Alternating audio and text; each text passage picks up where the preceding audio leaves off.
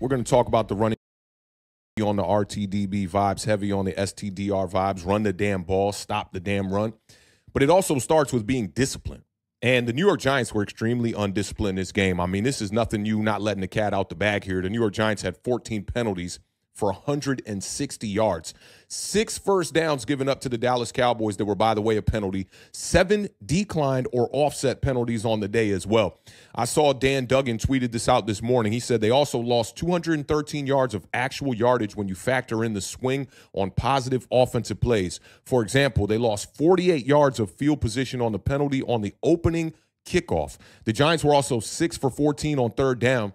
4 for 16 on third down last week against the Commanders. That's 10 for 30 on the season. That's 33%, and that's good for 27th in the NFL. So not only along with the penalties do we got to clean that up, but third down and the red zone. The red zone was absolutely awful in this game. We did kind of salvage those numbers a little bit in the second half with the one possession that ended up in a touchdown within the red zone. But the Giants finished the day 1 for 5 in the red zone, while the Dallas Cowboys finished 3 for 3. So when you're looking at it through 2 weeks, the Giants defense has allowed teams to score a touchdown on 6 out of 7 red zone attempts. We're pointing the finger right at you today, Shane Bowen.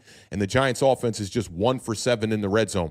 Brian Daboll's call to go for it on fourth down. We talked about that a little bit. This happens right after the Andrew Phillips interception.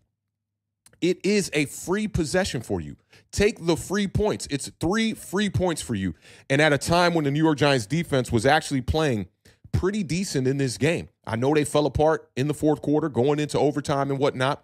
But at that point in the game, the Giants defense was playing relatively well. I don't understand why you don't just take the 3 points and put it in your defense's hand. And coincidentally, the Giants end up losing this game by 3 points. So that's not a good look on Brian Daboll. In my opinion, that was the main blemish on Brian Daboll's play calling and his just situational awareness in this game against the Dallas Cowboys. Now let's talk about the run. Stopping the run and being effective in supporting your quarterback by giving him a necessary running game.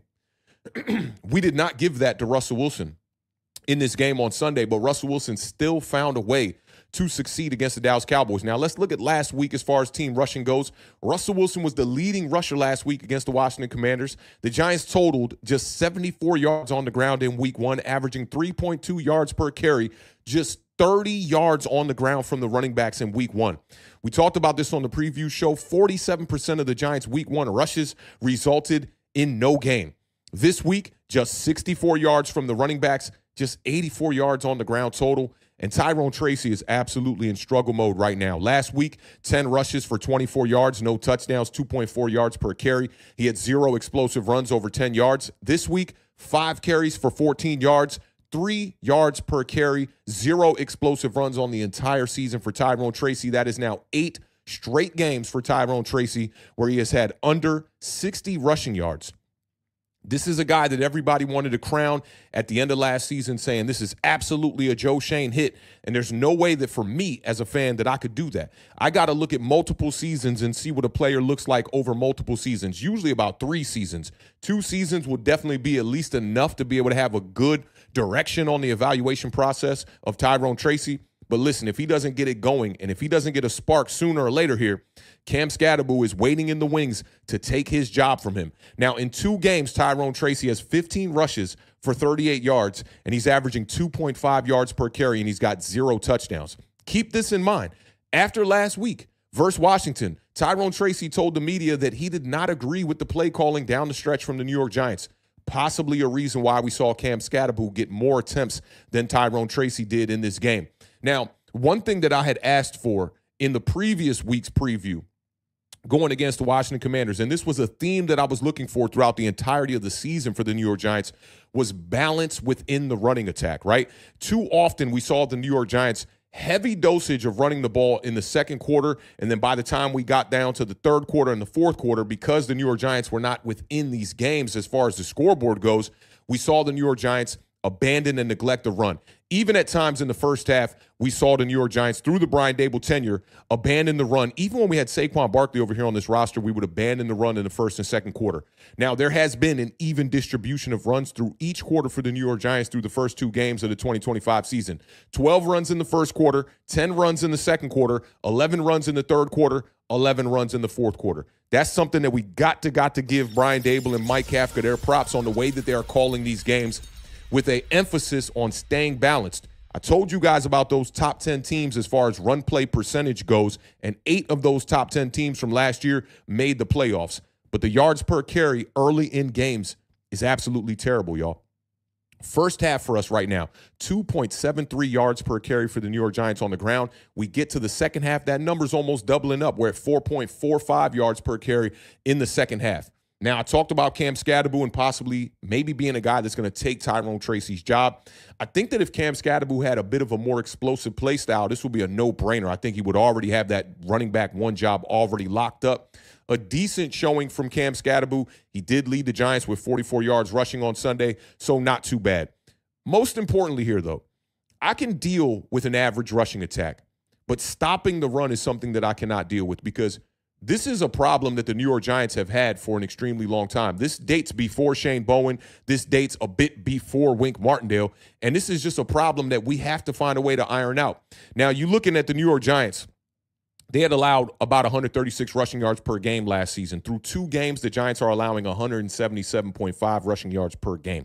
And this is going up against what I would consider the lower-level running backs that we are going to face this year. We haven't faced a Saquon Barkley yet, right? We haven't gone up against a rushing attack like the Chargers yet, who is a team that we know is going to just commit to that run, and the Giants are definitely going to have their hands full going up against them in a couple of weeks here. We've gone up against Ja'Cory Krosky-Merritt, a day 3 running back, and we've gone up against Javonte Williams, a guy that the Denver Broncos gave up on. And Javonte Williams has had 2 pretty decent games to start his career with the Dallas Cowboys here. On Sunday, 18 carries for 97 yards, 1 touchdown. The Cowboys rushed for 135 yards on 28 attempts, averaging 4.8 yards per carry. That's right around that 136 rushing yards per game that we allowed last season. So not good enough, and I thought that in the fourth quarter of this game, the Dallas Cowboys were forced to throw the ball. You can't forget that in the beginning of this game, the New York Giants defense came out there extremely hot, forced 2 3-and-outs, and the Giants offense was not able to capitalize on it. But that is why you played a full entire 60 minutes of the game. We only got 6 points off those first 2 drives, but the Giants offense started to correct some of their mistakes. And by the time we got to the third, fourth quarter, and then got down to the overtime, you saw the New York Giants finding ways to move the ball. In the first half, we've allowed 103 rushing yards. In the second half, we've allowed 213 rushing yards. So what I'm trying to say there is 2/3 of the Giants' rushing yards allowed have came in the second half. So this kind of dates back to what we saw last season when teams were playing ahead of the scoreboard, being able to run the clock out, and being able to just hammer the ball right down the teeth of our defense, and the Giants having not much success at stopping that.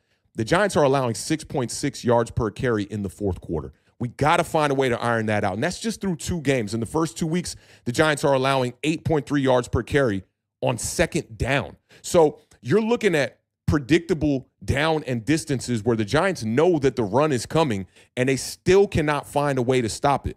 When you look at the Giants, the rushing attempts that they have faced throughout the first 2 games, they faced a total of 60 rushing attempts. Only 4 out of the 60 rushing attempts versus the Giants have come on 3rd or 4th down. So that's going to show you that on 1st and 2nd down, when it's extremely predictable, the Giants are still not finding a way to be able to stop the run.